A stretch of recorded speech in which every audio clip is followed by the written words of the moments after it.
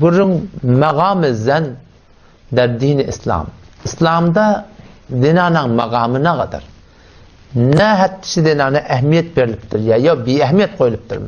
Hayır dinananı fakat bir öyde yer içeri doğrulayan, oğlan uşak gözleyen, şoňa meňdeş edipdir mi? Ya yok, İslam şegelipdir dinana başka bir erzişe makam veripdir. Bunu bilecek olan ne mi oluyor? Bir müddet iğrenrak dolanmalı. Bir müddet daş teoriyonu gözlemeli. Bir müddet kabla İslam'ı gözlemeli. Ve ba'da İslam'da şu açı bolup duran ýagdaýlar musulmandygyny gözlemeli. Kabla İslam yani şu açı şuruğa ki kafirler üstünden malahim. Şu meselenin üstüne orta okmanyny musulmandygyny bir hiç olman yani hakikatten burada bu ýer hakikat ne borda diye hakikatten on buruna iti kakmaptır musulmandygyny. Belki bir şubahatlar şuparım aydyp da musulmançylygy musulmanlaryň zehnine bir agap uftada bir zat diýip jerbe berjek bolýarlar. Kabla İslam musulmandygyny denanalary aýallar olsa kulak atan. Denanalary qiyinligina diri gömerlemişdik. Hemçinani ki şu atı Hindistan'da vakti bir adamın bir denanan adamı öldü. Şu denanlar ne kadar yerlerinde bilece şu da otlayarlar diye. Dikkat et birleşti şuna. Denana qiyid oğlan uşakları dirce gömerlemiştik. Ama aya İslam gelip telefe kanuni siz helalen hakkında ayırdı mı ya ayırmadı mı? İslam geldi Kur'an pak kelamına Allah Teala bir tane mahsus suran adın denanalan adını attıktı Sure-i Nisa koydu. O taraftan başka bir suran adın denanan adına koydu Sure-i Meryem daktı.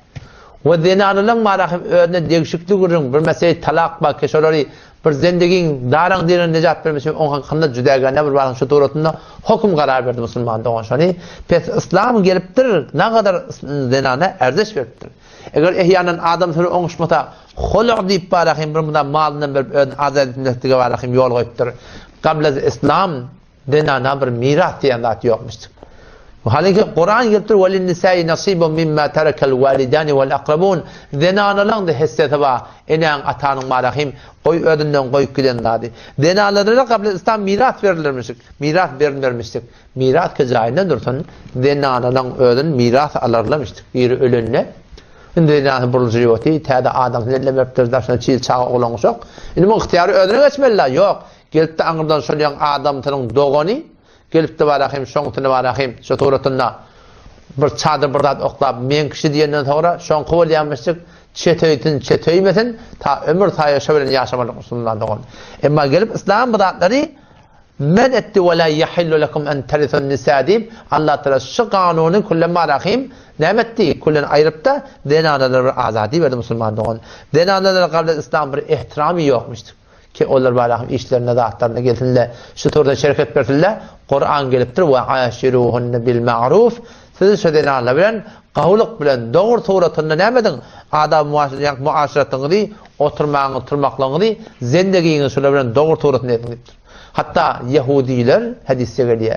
Yahudiler yani denanlar hayır olanlarına kullan şöyle iyi biçimlerdiler.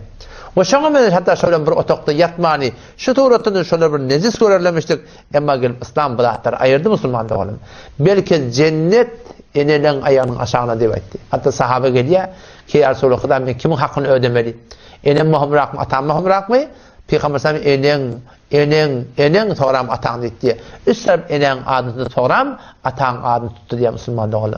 İslam gelipdir denanalara çyndan erzeş beripdir. Ondan sonra da bäres gödäňde Peygamber Huda aleyhisselam'ın neslini Allah Teala şoň qiyinliň üstünden denanalar üstünden nämetdi peyam denanaň üstünden gelip şu ummatda barahim jari edip ahirde da Hazreti Mehdi radıyallahu anh şol Peygamber Huda aleyhisselam'ın qiyinliň barahim neslinden boljak.